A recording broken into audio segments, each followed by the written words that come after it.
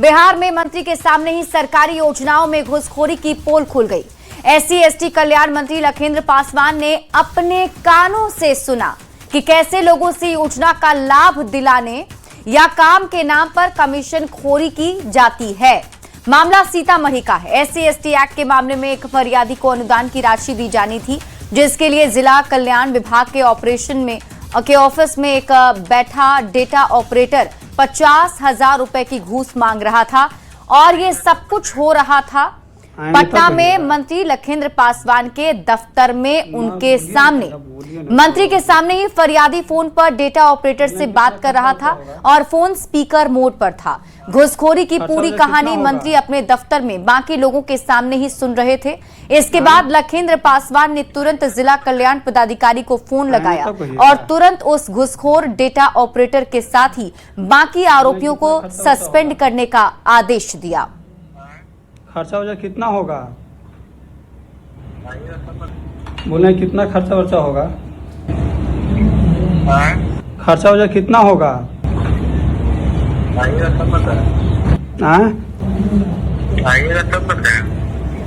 आएंगे तब कहिएगा ना। बोलिए ना तंगा, बोलिए ना तो वो सबके लेना ना पड़ेगा, तब ना हम लेकर आएंगे।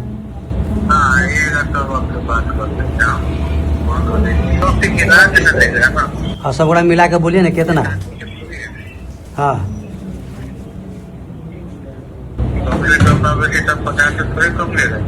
50,000।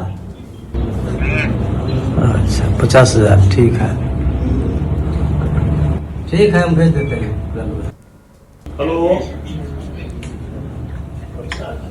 हेलो, लखेंद्र पासवान बोल रहे हैं। प्रणाम सर, प्रणाम। कौन बोल रहे हैं? जिला कल्याण पदाधिकारी सीतामढ़ी। सर राजकुमार बोल रहे हैं सर। हाँ सर, सीतामढ़ी जिला कल्याण पदाधिकारी बोल रहे हो? जी। वहाँ आपके यहाँ चंदन कुमार कौन है डाटा ऑपरेटर में, कार्यालय में? चंदन कुमार है सर डाटा ऑपरेटर। कौन है वो? डाटा ऑपरेटर है सर, चंदन है। उसका मैं सुन रहा था कि किस प्रकार वहाँ एक SC/ST एक्ट केस हुआ है सीतामढ़ी कांड सखी। अलाउ तो जी कितना क्वेश्चन क्या है? यहाँ अभी 10 आदमी मेरे सामने बैठा हुआ है सीतामढ़ी का, और उसको SC/ST एक्ट केस में उसको अनुदान की राशि जो आपके यहाँ से जाना है, उस केस में वो चंदन कुमार जो है वो 50,000 रुपया मांग रहा है। अभी तो मैं सुन लिया रिकॉर्डिंग। उसको तुरंत सस्पेंड करो, उसको वहां से नौकरी दो। डाटा ऑपरेटर है ना वो, अभी तुरंत उसको नौकरी खत्म करके सस्पेंड करके उस पर कार्रवाई करो। संबंधित पदाधिकारी पर भी कार्रवाई करेंगे, आप पर भी। ये NDA की सरकार है, सुशासन की सरकार। पदाधिकारी छोटा हो या बड़ा, यदि भ्रष्टाचार करेंगे तो उनकी नौकरी भी जाएगी, उनका जगह जेल में भी होगा, कोई बचने वाले नहीं। देखिए उसमें अभी तो बताया लोगों ने 50,000 रुपया मांग कर रहा था, अभी लोगों ने बताया है, उनके माध्यम से यही उन लोग को मांग कर रहा था 50,000 रुपया का, और उसको दौड़ा रहा था लोगों ने। और इस बीच आपको जहानाबाद से बड़ी खबर बताते हैं। निगरानी के हत्थे चढ़ा घुसखोर मुखिया, काम के बदले 12,000 लेते गिरफ्तारी हुई है। पंडौल पंचायत का मुखिया है नंदकिशोर राम। निगरानी की टीम जहानाबाद में पूछताछ कर रही है। तो इस वक्त की बड़ी खबर आपको जहानाबाद से बता रहे हैं, जहां पंडौल पंचायत के मुखिया नंदकिशोर को गिरफ्तार किया गया है। टीम अब उनसे पूछताछ कर रही है।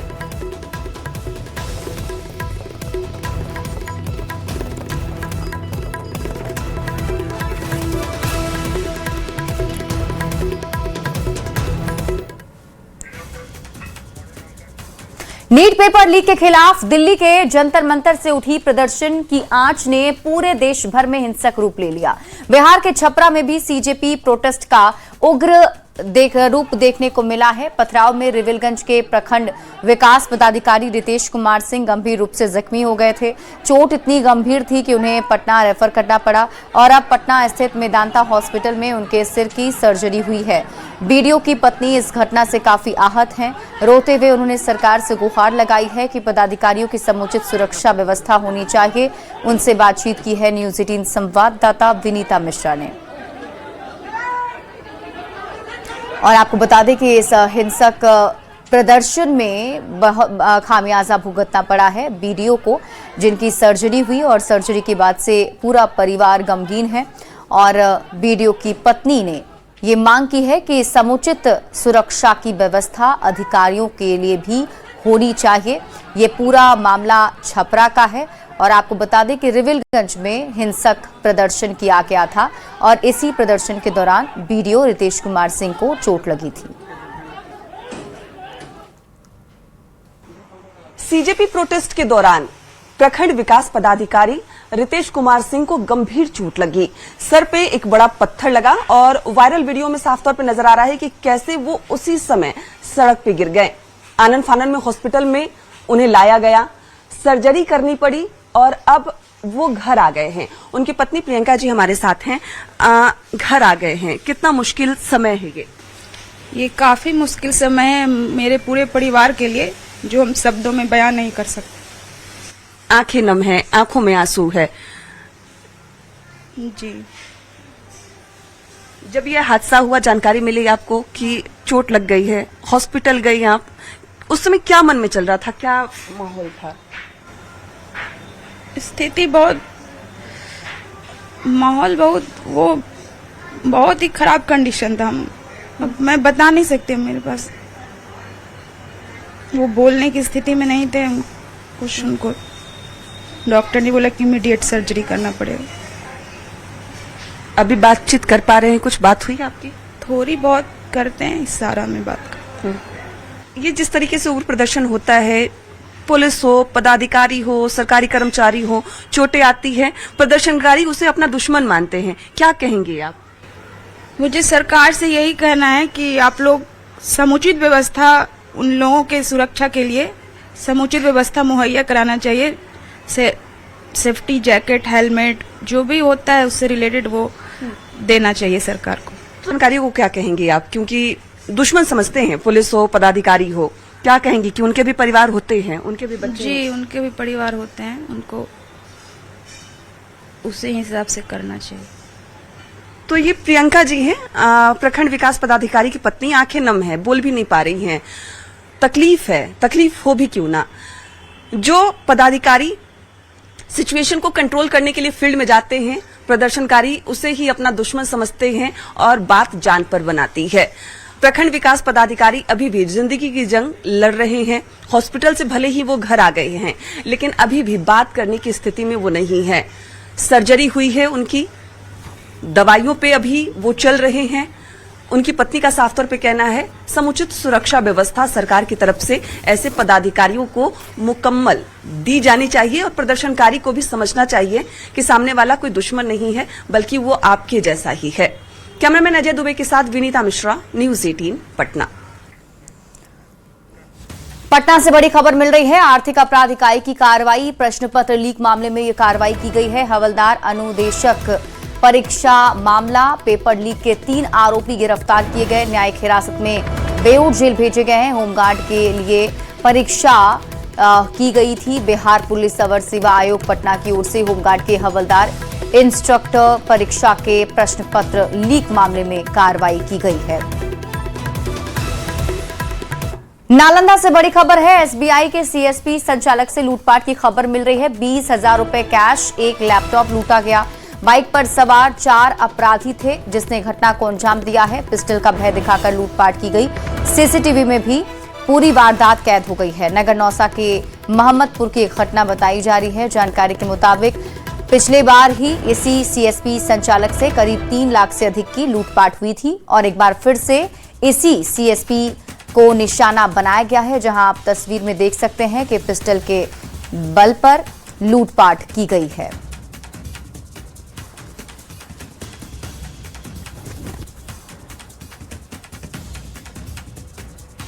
वैशाली से बड़ी खबर बताते हैं, जहां जुड़ावनपुर थाना इलाके में रास्ते को लेकर हुए विवाद में एक बुजुर्ग की गोली मारकर हत्या कर दी गई। हत्या के बाद गांव में तनाव का माहौल है, जिसे देखते हुए जुड़ावनपुर और राघोपुर थाना की पुलिस मौके पर कैंप कर रही है। एसपी शुभांक मिश्रा ने भी हालात का जायजा लिया और जल्दी हत्यारे को गिरफ्तारी का भरोसा दिया है। मृतक की पहचान 70 साल के हरबंसू राय के रूप में हुई है। जानकारी के मुताबिक हरबंसु राय और श्याम नंदन राय के बीच पहले से ही रास्ते को लेकर विवाद चल रहा था और इसी को लेकर दोनों पक्षों के बीच विवाद शुरू हो गया और तभी आरोपी ने हरबंसु राय पर फायरिंग कर दी, जिससे एक गोली आंख में लगी और मौके पर ही मौत हो गई।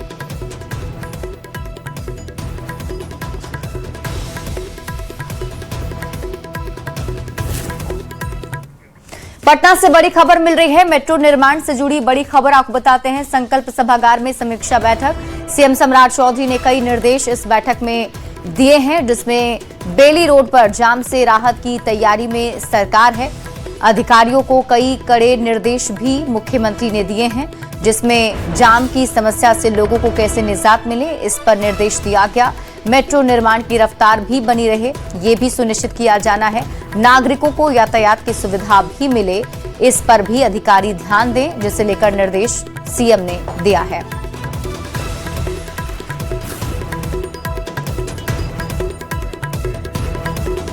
बड़ी खबर आपको सियासी गलियारे से बताते हैं, जहां एक बार फिर आरजेडी और कांग्रेस के बीच खटास बढ़ती दिख रही है। कांग्रेस प्रवक्ता असितनाथ तिवारी ने तेजस्वी यादव पर सीधा और अब तक का सबसे बड़ा हमला किया है। उन्होंने साफ साफ आरोप लगाया है, लगता है तेजस्वी यादव की गठबंधन में कोई दिलचस्पी नहीं है। बांकीपुर उपचुनाव के बाद कांग्रेस की ये नाराजगी सामने आई, जिसमें उन्होंने आरोप लगाया कि बांकीपुर उपचुनाव में तेजस्वी यादव ने गठबंधन का कोई इस्तेमाल नहीं किया। पिछले चुनाव में भी कई सीट पर फ्रेंडली फाइट की नौबत आ गई। तेजस्वी यादव आरजेडी का एमवाई समीकरण भी नहीं बचा पा रहे हैं। अफवाह है कि तेजस्वी यादव की बीजेपी से कोई डील हो गई है और ये डील की चर्चा अब आरजेडी में हो रही है, लेकिन तेजस्वी यादव किसी भी अफवाह पर रोक नहीं लगा पा रहे हैं। बिहार में इंडिया गठबंधन में सबसे बड़ा जो घटक दल है वो राजद है, लिहाजा राजद की जिम्मेदारी भी बड़ी है। बांकीपुर चुनाव में आपने देखा कि राजद ने महागठबंधन या इंडिया गठबंधन का कोई सार्थक इस्तेमाल नहीं किया। पता नहीं क्यों नहीं किया, हो सकता है तेजस्वी जी की रुचि नहीं रही हो, वो अलग मसला है। बीते विधानसभा चुनाव में कई जगह फ्रेंडली फाइट की नौबत आ गई, ये आपने देखा, और तब लोगों ने अफवाह उड़ा दी कि भाई तेजस्वी जी ने भाजपा के साथ अंदर खाने में कोई डील कर रखी है। अब तो राजद के अंदर खाने ये चर्चा होने लगी है कि हाँ, क्या सचमुच तेजस्वी जी ने भाजपा से कोई डील कर रखी है क्या। जो तीसरी बात बांकीपुर चुनाव में देखने को मिली, जो राजद का कोर वोट बैंक है, मुस्लिम यादव जो समीकरण है, उसमें भी बिखराव दिख रहा है। तेजस्वी जी अपना समीकरण बचाने में भी पूरी तरह से सफल नहीं दिख रहे हैं। गठबंधन में उनकी कोई दिलचस्पी नहीं दिख रही है। बहुत सारे फैक्टर हैं, अंदर जो अफवाहें चल रही हैं उसको भी वो नहीं रोक पा रहे हैं। तेजस्वी यादव पर जिस अंदाज में कांग्रेस प्रवक्ता असितनाथ तिवारी ने हमला किया है, उसको लेकर बिहार का सियासी पारा चढ़ गया है। आरजेडी ने पूछा कि कांग्रेस की तरफ से इस तरह के बयान किसके इशारे पर आ रहे हैं, तो एनडीए नेताओं ने एक सुर में आरजेडी कांग्रेस के रिश्ते पर ही सवाल उठाए हैं। क्या ऐसा बयान किसके कहने पर या किसके इशारे पर दिया जा रहा है? क्योंकि इंडिया महागठबंधन के नेतृत्वकर्ता तेजस्वी प्रसाद यादव जी लालू जी की तरह अपने विचारों और संकल्पों के साथ भारतीय जनता पार्टी के खिलाफ सामने से खड़े होकर के न सिर्फ संघर्ष और आंदोलन करने का काम किया, बल्कि ये बताने का काम किया कि चाहे सत्ता आए या जाए, लेकिन किसी भी स्तर पर सांप्रदायिक शक्तियों से, भारतीय जनता पार्टी से समझौता नहीं किया जाएगा। इंडी अलायंस नाम का कोई गठबंधन नहीं है। जब से हमारे नेता आदरणीय नीतीश कुमार जी उस गठबंधन को छोड़ा है, तब से ये बिखराव में बदल गया है। बांकीपुर विधानसभा चुनाव में ये साफ उदाहरण दिखता हुआ नजर आया कि तेजस्वी यादव। इधर बीजेपी नेता नीरज कुमार शर्मा ने कांग्रेस पर जोरदार हमला किया है। नीरज कुमार ने कहा है कि बांकीपुर उपचुनाव में जब करारी हार हो रही है, तब कांग्रेस को समझ में आया कि उसे कोई पूछ नहीं रहा। उन्होंने कांग्रेस से पूछा है कि बिहार में उसकी वजूद क्या है, वो तो ऐसे ही आरजेडी की पिछलग्गू बनी रही है। अपनी प्रचंड हार को सामने देखकर जो कांग्रेस के सहयोगी दल हैं, आरजेडी, सीपीआई, सब में नूरा कुश्ती शुरू हो गई है। एक दूसरे पर आरोप लगाना शुरू कर दी है और ये आरोप कोई नया नहीं लगा रहे हैं। शुरू से आरजेडी अहंकारी की तरह व्यवहार करती है, कांग्रेस को कभी तवज्जो नहीं दिया। क्या कांग्रेस पार्टी को आज दिखाई दे रहा है सामने जब प्रचंड हार दिखाई दे रही है, भाजपा प्रत्याशी नीरज सिन्हा की प्रचंड जीत दिखाई दे रही है, तब उन्हें समझ में आ रहा है कि आरजेडी ने चुनाव में कोई सहयोग नहीं लिया, कोई राय मशवरा नहीं किया। अरे कब आपने पूछा? आप तो कांग्रेस की आरजेडी की पिछलग्गू बने घूम ही रहे हैं। आपकी बिहार में हैसियत क्या है कि आरजेडी आपको पूछेगी? दियारा के लोगों को जल्दी बड़ी सौगात मिलने जा रही है। उन्हें उफनती धारा में हथेली पर जान लेकर अब लहरों पर बलखाती नाव पर सफर नहीं करना होगा। पिछले साल की तरह इस बार भी सरकार की जहाज तैयार है और जल्द ही लोगों के नदी पार आने जाने में मदद के लिए सेवा शुरू होगी। सहकारिता मंत्री रामकृपाल यादव ने कहा कि दियारा के लोगों की सुविधा के लिए केंद्र सरकार की मदद से पिछले साल बड़े जहाज की व्यवस्था कराई गई थी। इस बार इस सेवा के शुरू होने में थोड़ी देर हुई है, लेकिन अब ये जहाज तैयार है और एक बार फिर 250 लोगों को नदी पार उतारा जा सकता है। ये सुविधा पूरी तरह से मुफ्त होगी। बता दें कि नदी का जलस्तर बढ़ने के बाद पीपा पुल को खोल दिया गया है, जिसके बाद दियारा के लोग नाव पर सफर करने को मजबूर हैं। ये सरकार का जहाज है और सरकार इस पर मुफ्त 200 लोगों को एक साथ ले जाना, 200 लोगों को लाना, व्हीकल भी चढ़ाना, ये पिछले बार सेवा प्रदान किया। इस बार भी ये प्रारंभ होना था, थोड़ा एक सप्ताह पहले लेट हो गया। जर्मनी से एक इसमें पार्ट्स आना था, जो जर्मनी से आने में थोड़ा विलम्ब हो गया है। तो मैं समझता हूँ कि अब ये जहाज़ तैयार है जनता की सेवा के लिए। दानापुर दियारा के लिए उपहार है ये भारत सरकार का, और थोड़ा विलम्ब हो रहा था तो मैंने प्रयास किया। एसडीओ साहब, डीएम साहब की अहम भूमिका भी है इसमें, संबंधित पदाधिकारियों से बातचीत करके इसको जल्दी लगवाए मेरे आग्रह पर, और आसान हो जाएगा आना जाना दियारा के लोगों को। खबर अररिया से है, जहां जोकीहाट प्रखंड के घोड़मरा गांव में आज भी लोगों की जिंदगी नाव के भरोसे चल रही है। परमान नदी पार करने के लिए ग्रामीण रस्सी के सहारे नाव का इस्तेमाल कर रहे हैं और रोज जान जोखिम में डालकर आना जाना कर रहे हैं। सरकारी नाव मौजूद है, लेकिन उसकी हालत जर्जर है और उसमें पानी भर जाता है। गांव के लोगों को एक घर एक तरफ, जबकि खेती बाड़ी नदी के दूसरी ओर है। ऐसे में हर दिन इसी खतरनाक सफर के लिए ग्रामीण मजबूर होते हैं। अभी हम मौजूद हैं जोकीहाट प्रखंड के घोड़मरा गांव में और तस्वीर देख सकते हैं कि यहाँ पर एक बड़ा सा खूंटा है और उसी खूंटे के सहारे से एक मोटी रस्सी का इंतजाम किया गया है। और ये रस्सी जो है नदी के ठीक दूसरी तरफ जो है एक दूसरा खूंटा लगा हुआ है और इसी रस्सी के सहारे से जो है यहाँ के लोगों का जो जीवन जो है वो गुजर रहा है। और तस्वीर दरअसल अररिया के परमान नदी की है और तस्वीर में देख सकते हैं कि पानी जो है नाव में पानी जो है लगातार भरता जा रहा है। वार पार अभी 2 साल से हम लोगों को ये स्थिति है। सबसे ज़्यादा हम लोगों को परेशानी ये है कि बीमारी आजारी जब पड़ जाता है तो बड़ी मुश्किल हो जाता है। हाँ, इसलिए हमको नदी में किसी तरह से वहाँ कंधे पर उठा करके ला करके यहाँ लाना पड़ता है और तब यहाँ नाव पर कस करके तब गांव में जा करके सवारी पकड़ते हैं। उस तरफ भी आबादी है, इस तरफ भी आबादी है। ये नदी जो नदी बनने से पहले उधर आबादी था। इन लोगों को इतना तकलीफ है जाने आने में, सामान लाने में, खाना पकाने में। इधर आते हैं, सामान लेते हैं, सामान लेके जाते हैं, तब खाना वाना पकाते हैं। बीते 2 वर्षों से ठीक इसी रस्सी के सहारे और इसी नाव के सहारे चल रही है। सतीश कुमार मिश्रा, न्यूज़ 18, जोकीहाट, अररिया। पूर्णिया के बायसी में एक बार फिर महानंदा नदी कहर बरपा रही है। नदी में कटाव का ये हाल है कि लोग अपने ही हाथों अपना घर तोड़ने को मजबूर हैं।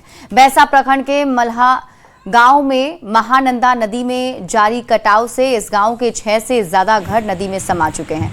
कई घरों पर अब भी खतरा मंडरा रहा है, लिहाजा लोग अपना घर तोड़कर उसमें से ईंट निकालने में लगे हैं ताकि कुछ तो हाथ में आए। लोगों का कहना है कि पिछले 15 दिन से यहाँ कटाव जारी है, लेकिन रोकथाम के लिए काम के नाम पर सिर्फ खाना पूर्ति की जा रही है। वहीं जल संसाधन विभाग ने अंचलाधिकारी से जल्द इस पूरे मामले में रिपोर्ट मांगा है ताकि पीड़ितों को मुआवजा दिया जाए। पिछले दिनों डीएम ने भी जायजा लिया था और जरूरी दिशा निर्देश दिए थे, मगर काम तो हुआ। एक बार विभाग के द्वारा अनकम्प्लीट छोड़ के चला गया। अभी काम हो रहा था, पता नहीं क्या हुआ, जो फिर अचानक फाउंडेशन डाल करके छोड़ दिया है। कंप्लीट काम नहीं हुआ है। कौन सा जगह है ये मल्हना गांव। नदी कौन सी है? महानंदा नदी है। अच्छा, ये बैम्बो रोल जो दिया गया है, कितने बांस है इसमें? इसमें 2 बांस है, कटिंग करके 4 किया है। 6-7 घर तोड़ दिया, नदी में चला गया। नदी में चला गया। उसके बाद थोड़ा काम हुआ है, अभी पानी घटा हुआ है, लेकिन हम लोग का रहने का कोई ये नहीं व्यवस्था नहीं है। कितने परिवार ऐसे? हम हम लोग 4 परिवार से 4 भाई हैं, 4 परिवार। जो मोस्टली हम लोग के पास जो अपडेट है उसमें किसी भी नदी का वाटर लेवल बढ़ नहीं रहा। महानंदा में भी अब घट रहा है, एक जगह कांस्टेंट है, बाकी जितनी नदियां हैं तो सबका फॉलिंग ट्रेंड है, सब में अभी वाटर लेवल गिर रहा है। तो वाटर लेवल जब गिरता है तब भी कटाव होता है। तो कटाव तो मोस्टली हम लोग का फोकस है कि जो बसावट वाला एरिया है जहाँ पर लोग रह रहे हैं तो वहाँ हम लोग कटाव निरोधी कार्य करवाते हैं। भागलपुर में गंगा नदी का कटाव लगातार चिंता बढ़ा रहा है। ऊर्जा मंत्री बुलो मंडल के आवास से थोड़ी दूरी पर पथ निर्माण मंत्री इंजीनियर शैलेंद्र के क्षेत्र में राघोपुर काजी कोरैया तटबंध को लेकर एक और बड़ा अपडेट सामने आया है। मुख्य अभियंता के नेतृत्व में युद्धस्तर पर कटाव रोधी कार्य जारी है। मजदूर और मशीनें लगातार तटबंध को सुरक्षित करने में जुटी हैं ताकि कटाव को आगे बढ़ने से रोका जा सके। प्रशासन और जल संसाधन विभाग की टीम मौके पर कैंप कर हालात की लगातार निगरानी कर रही है। अब नजरें टिकी हैं कि चल रहा कटाव रोधी कार्य कितना प्रभावी साबित होता है और तटबंध को पूरी तरह सुरक्षित रखा जा सकता है या नहीं। नहीं हुआ था, डीनोज जो है वो क्षतिग्रस्त हो गया था।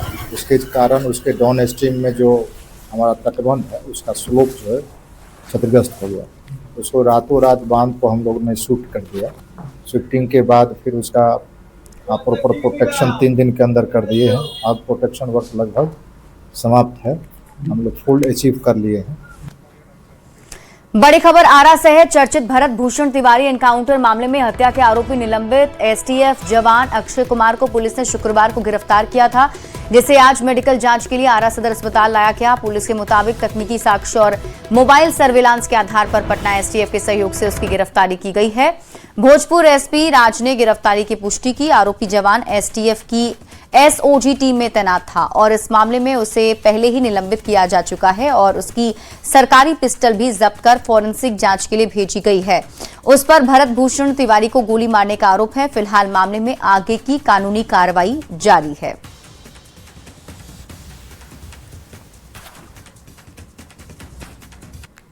तो भरत तिवारी एनकाउंटर मामले में एसटीएफ के जवान की गिरफ्तारी पर डीजीपी विनय कुमार का बयान भी सामने आया।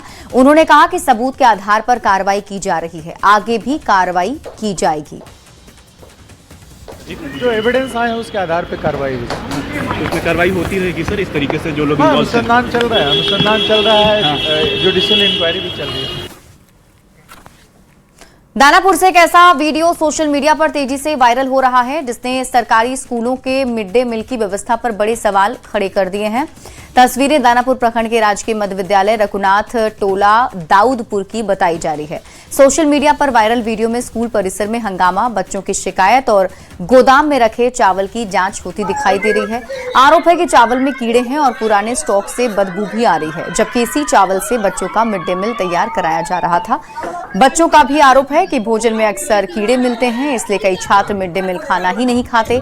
उनका यह भी कहना है कि मेन्यू के मुताबिक ना अंडा मिलता है और ना ही मौसमी फल। हंगामे की सूचना मिलने पर वार्ड पार्षद प्रतिनिधि और स्थानीय लोग भी स्कूल पहुंचे। गंभीर लापरवाही बरते जाने का आरोप लगाते हुए पूरे मामले की जांच की मांग की। दानापुर अनुमंडल पदाधिकारी ने कहा कि पूरे मामले की जांच कराई जा रही है और जांच रिपोर्ट के आधार पर आगे की कार्रवाई की जाएगी। खाना में जाते हैं तो खाना टूटने फटने लगता है। हाँ। हम बनवा दिए। कौन स्कूल है? कौन स्कूल के?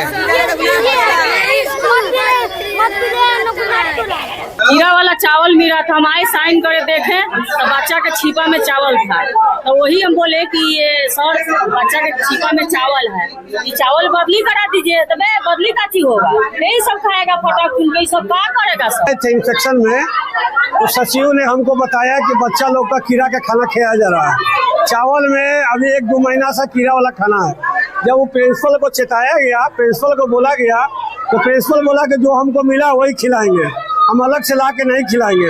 देखो बारे तुम कितने समझ देला बस आज तुम बोला हम की हरदा पीने वाला। हां हरदा पीते हम पीने वाला सारा चावल में कीड़ा। हां सारा का चावल मार के देख लीजिए सर, सारा चावल में कीड़ा। पिछले साल का मतलब चावल है, वो तो रजिस्टर से पता चल जाएगा कब पता। तो चावल पर चावल जैसे आते गया वो गिर गया, ये लोग का किया ऊपर से गिरा के बनाते चला गया। जब मतलब शिकायत आया, देखे भात में कीड़ा निकला तो हम उसको खोल के देखे तब कहें कि मतलब इसको जो है चून फटक के फ्रेश मतलब बनाइए।